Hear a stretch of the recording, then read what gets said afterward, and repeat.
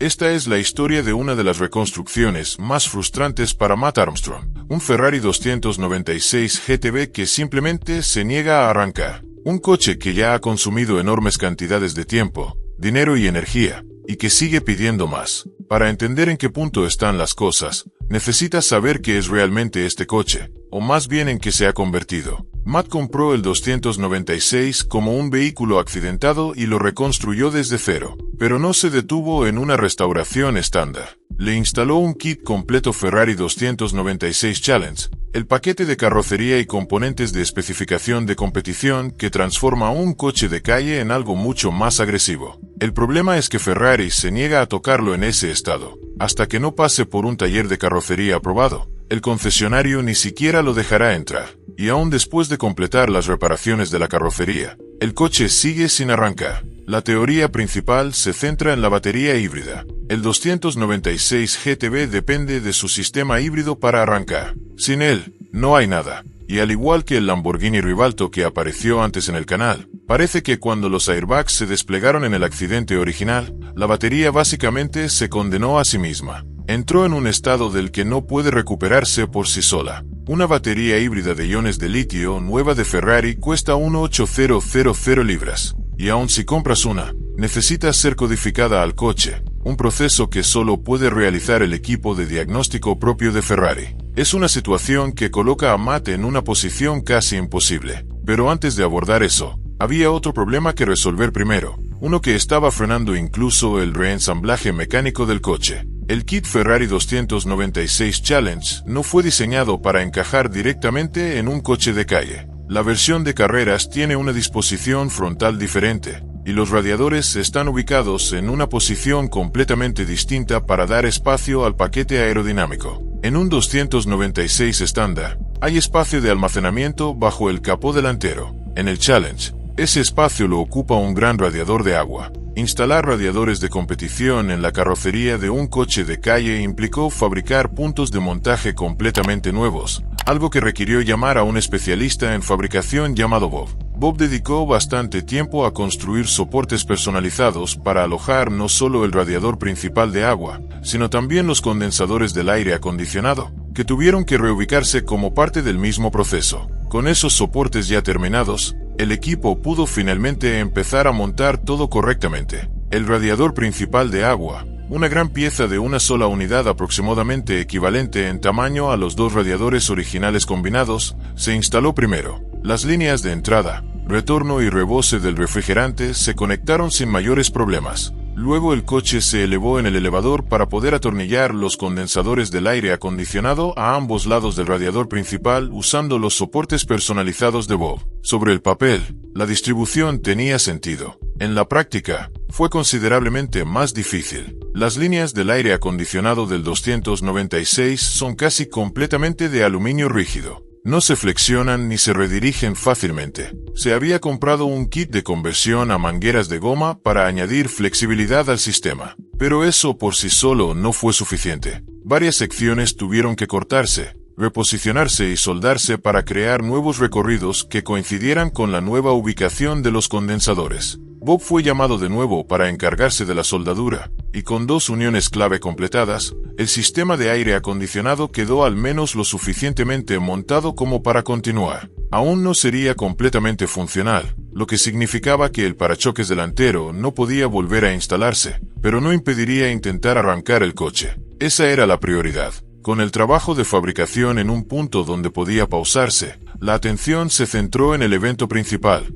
reemplazar la batería híbrida. La evidencia que señalaba a la batería como el problema principal era convincente. Cuando el módulo de gestión de la batería, esencialmente el cerebro del sistema de alto voltaje, se desconectaba, las luces de emergencia que habían estado parpadeando constantemente se apagaban y la batería de 12 voltios realmente cargaba. En el momento en que el módulo se volvía a conectar, todo dejaba de funcionar otra vez. Eso apuntaba firmemente a que la batería era la fuente del fallo. Con un coste de 18.000 libras, la nueva batería representaba una apuesta financiera importante. No había garantía de que resolviera el problema, pero en esta etapa de la reconstrucción, con todas las demás opciones ya exploradas, era el siguiente paso lógico. Reemplazar la batería es en realidad menos complicado de lo que su precio podría sugerir. La batería híbrida del 296 se encuentra justo detrás de los asientos traseros, una ubicación más compacta que en el Lamborghini Rivalto, donde ocupa casi toda la longitud del coche.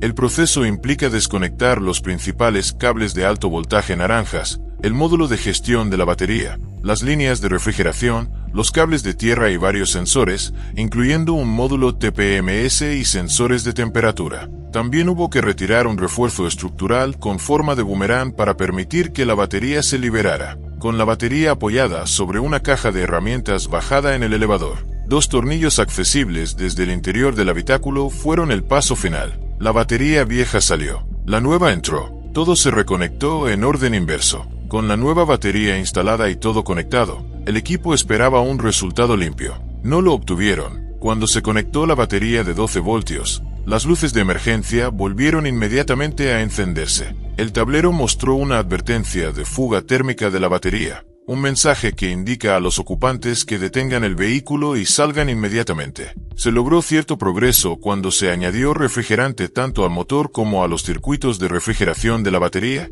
que estaban vacíos durante el intento inicial. Después de eso, el encendido se activó por primera vez, algo totalmente nuevo en toda la reconstrucción. Pero la advertencia de fuga térmica persistió. El encendido no podía apagarse de forma convencional y el coche se negó a girar el motor. Conectar un lector de diagnóstico devolvió códigos de fallo relacionados exclusivamente con los sensores de temperatura de la batería. Las comprobaciones físicas del cableado de esos sensores no mostraron problemas. La continuidad era buena. Las conexiones eran sólidas. El problema parecía estar más profundo en el sistema, posiblemente dentro de los sensores internos de la batería, o más probablemente en el hecho de que la nueva batería nunca fue codificada para este coche específico. Ese proceso de codificación requiere la herramienta de diagnóstico propietaria de Ferrari, un software conocido internamente como Leonardo. Comprar ese sistema de forma independiente costaría entre 20.000 y 30.000 libras, e incluso así, ciertas funciones requieren autorización directa de Ferrari antes de ejecutarse. Es totalmente posible que comprar la herramienta no permita avanzar sin la cooperación de Ferrari. Llevar el coche directamente a Ferrari sigue siendo una opción, pero complicada. El concesionario ha confirmado que trabajarán en él, pero solo cuando esté completamente terminado. Aire acondicionado funcional, bandeja inferior instalada y todos los acabados en su lugar. Aún queda bastante trabajo antes de llegar a ese punto. Y en el momento en que un técnico de Ferrari abra el capó y vea cableado reparado de forma artesanal, conectores que no se pudieron conseguir por separado y que fueron sellados con sellador y cinta aislante, la conversación casi con seguridad girará hacia la sustitución completa del mazo de cables. Ese es un trabajo que requiere desmontar el coche hasta dejarlo en una carrocería desnuda. El coste podría igualar fácilmente el presupuesto de la herramienta de diagnóstico. El Ferrari 296 hectáreas derrotado prácticamente todos los enfoques que se han intentado. La nueva batería híbrida ha aportado cierto progreso.